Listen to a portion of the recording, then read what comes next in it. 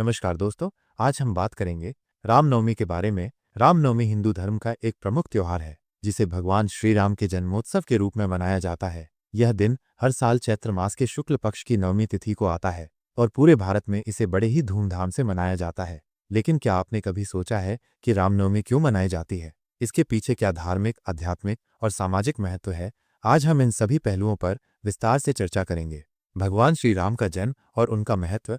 रामनवमी का सीधा संबंध भगवान श्री राम के जन्म से है। हिंदू धर्म में भगवान राम को विष्णु के 7वें अवतार के रूप में माना जाता है। त्रेता युग में जब पृथ्वी पर अधर्म और अत्याचार बढ़ गया था, तब भगवान विष्णु ने श्री राम के रूप में अयोध्या में जन्म लिया। उन्होंने अपने जीवन में धर्म, सत्य और मर्यादा का पालन कर यह दिखाया कि एक आदर्श पुत्र, भाई, पति और राजा कैसा होना चाहिए। उनके जीवन से हमें प्रेम, त्याग, धैर्य और कर्तव्य निष्ठा की सीख मिलती है। इसलिए रामनवमी का पर्व केवल उनके जन्म का उत्सव नहीं, बल्कि उनके आदर्शों को याद करने और अपनाने का भी दिन है। रामनवमी का धार्मिक महत्व। इस दिन राम भक्त उपवास रखते हैं और रामचरितमानस या वाल्मीकि रामायण का पाठ करते हैं। मंदिरों में भजन कीर्तन होते हैं और भगवान राम की विशेष पूजा की जाती है।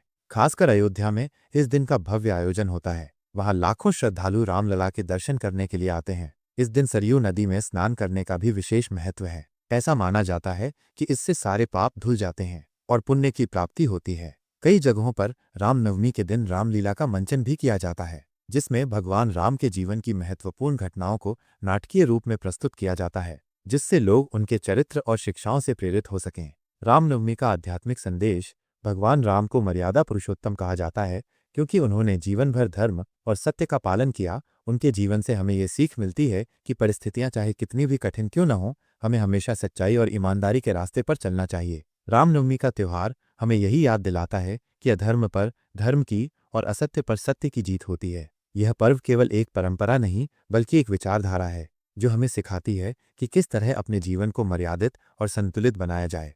रामनवमी का सामाजिक महत्व।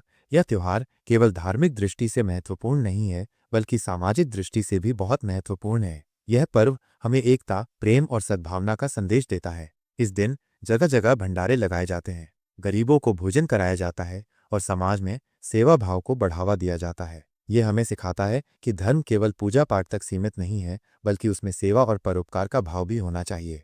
रामनवमी की परंपराएं और अनुष्ठान।